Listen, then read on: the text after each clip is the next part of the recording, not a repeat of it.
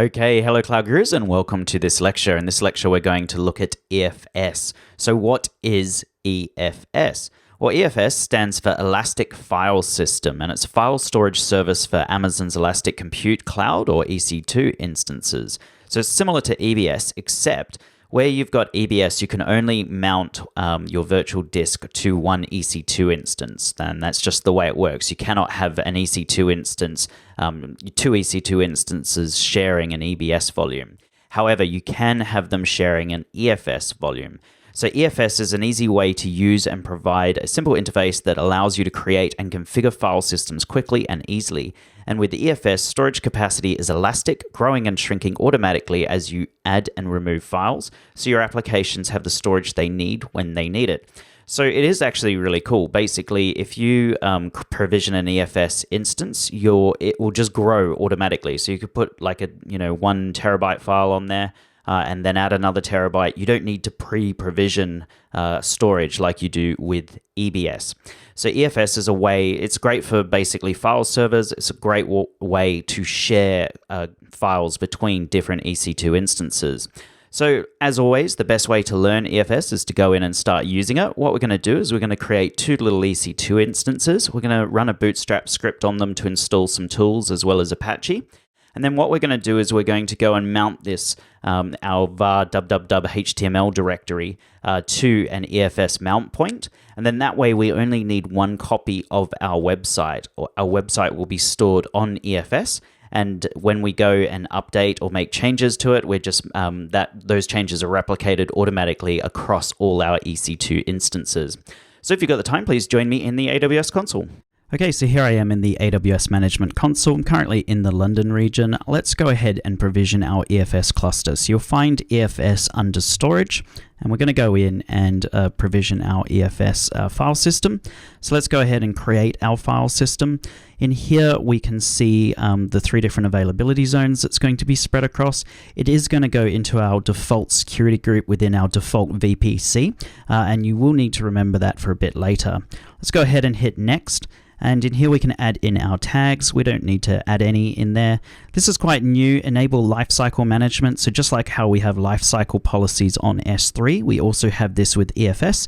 And essentially you've got different policies in here. So if your files haven't been accessed in the last 14 days or 30 days or 60 days or etc., it'll automatically move them over to EFS infrequently accessed storage class, which is cheaper. I'm not going to do that because we're going to delete this almost straight away.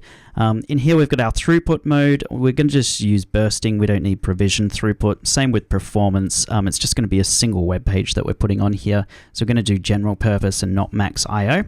And I am going to enable encryption of my data, and I'm just going to use this KMS master key. It's going to make one for me called Elastic File System.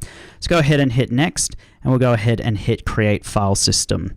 So that can take about 4 or 5 minutes to go in and create your file system. You will see it in here that it's the mount target state is creating. This will change to available in about 4 or 5 minutes. Let's go over to our EC2 instances. I'm going to go in and provision our EC2 instances. So let's go ahead and launch our instances. We're going to do an Amazon Linux 2 AMI. I'm going to do a T2 micro, and I'm going to change the number of instances in here to 2. And then I'm going to give it this Bootstrap script. So this is the Bootstrap script in here. Essentially all we're doing is running a yum update. We're installing Apache. We're starting the Apache service. We're making sure Apache comes back on if our EC2 instance restarts. And then we're installing the Amazon EFS utils tool. And that will allow us to mount it a bit later to our file system to our EC2 instances. So grab that, copy it into your clipboard, and then just paste it in here. And then we'll go ahead and hit next to add our storage. I'm going to leave everything else as default. I'm going to drop this into my WebDMZ security group, and then we're going to go ahead and launch it, and make sure you have access to your key pair because you will need to SSH into these EC2 instances. They're now launching. While we're waiting for those to launch, let's go over to our security group. So if you remember, we provisioned our EFS file system into our default security group, and EFS is going to, or our web servers are going to communicate to our file system using the NFS protocol. So we actually need to open this up on our inbound firewall rules. So let's go in here and hit edit, and you can see I've actually already got this one in, but we may as well just add it in manually. So you just click in here, scroll down to NFS, and then it's on port 2049. And to do that, you just type in SG and then select your WebDMZ and go ahead and hit save.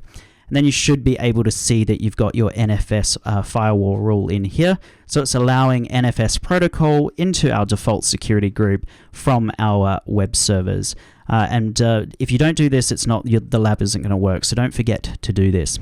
Let's go back over to our EFS and see if it's up online to our Elastic file system. See in here that my mount target states are now all available, so it is good to go.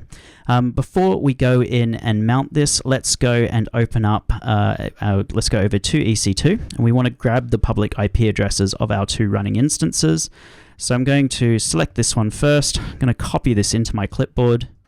I'm going to type SSH EC2 and then -user and then @ and then paste my public IP in there, and then it's called my London key pair. And I'm going to hit yes, and then I'm going to elevate my privileges to root. I'm going to clear the screen. Let's go over to our var www HTML directory and just make sure it exists. If it exists, that means that Apache has been installed, so we're all good to go. Then you just need to go back a directory, so go back to your www directory and go ahead and clear the screen. Let's grab our second IP address. So the second one is this one here, and we're going to do exactly the same steps. So just copy this into our clipboard, go back over, and then need to go back over to my other tab. And then in here, I'm going to type in SSH EC2, and then -user, and then @ and then enter in my public IP address, -i, and then it's my London key pair. Again, I'm going to type yes, elevate your privileges to root, so sudo su, just clear the screen just to make it easier to see. Then we're going to go over to our cd var www and then HTML directory, make sure Apache is installed, which it is, and then go back a directory. It's very important that you always go back a directory to our www. So we've got our 2 tabs open, both in our www, and we've got separate internal IP addresses. Let's go back over to our browser, and we're going to go back over to EFS, and we're going to mount our Elastic file system to our EC2 instances. Amazon make this very easy for us. All we need to do is scroll down to here and click on the mount instructions from a local VPC. That will then give us the command. We've already ran this command in the Bootstrap script, so that has already been done. And then what we need to do is go down here. There's 2 different commands here using the mount helper. This one will do it, and it means that there will be no encryption in transit. We don't want that. We want to make sure our files are encrypted in transit because we've also got encryption at rest turned on. So we want to use the TLS command in here.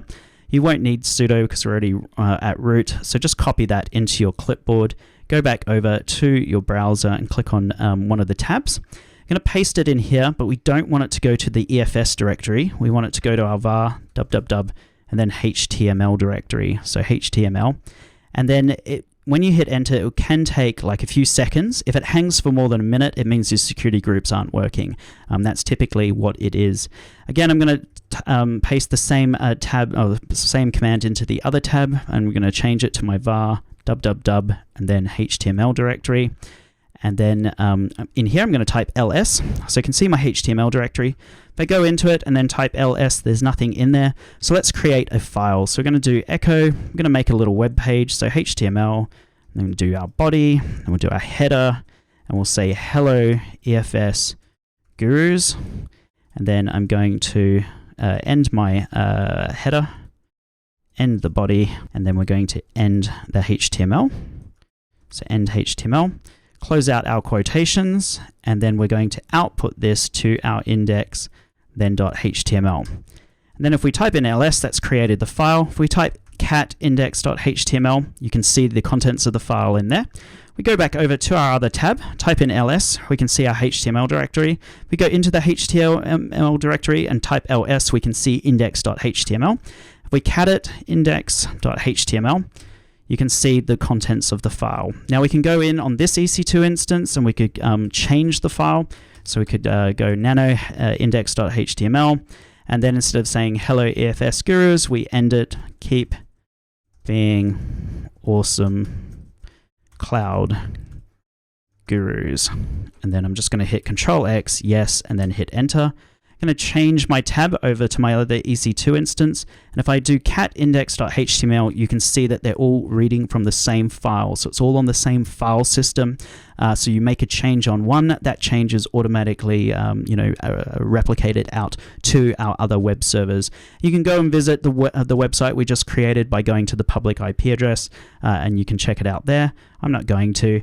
What we are going to do is, it can take a while to delete your file systems in EFS. So I'm going to go in and just terminate the EC2 instances first. So we just do that by going up here, Actions, Instance State, and then we'll go over and hit Terminate, and hit Yes, Terminate. And then we'll go over to EFS, and then we're going to go into this EFS Elastic File System. Going to delete the file system, and you just grab the name of the file system in here, copy it into your clipboard, and then paste it in here, and it says it's a destructive action that cannot be undone. So let's be destructive in our AWS environment. So that is it. It's really, really simple. EFS is a way of having common file systems or storage using NFS between your different EC2 instances.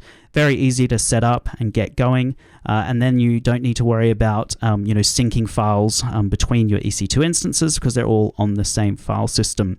So let's go and have a look at my exam tips. So what are my exam tips? Well, EFS supports a Network File System version 4 or NFS v4 protocol. With EFS, you only pay for the storage that you use. There's no pre-provisioning required. It's not like EBS where we have to, say, hey, I want an 8 gig EBS volume. We basically just pay as we go.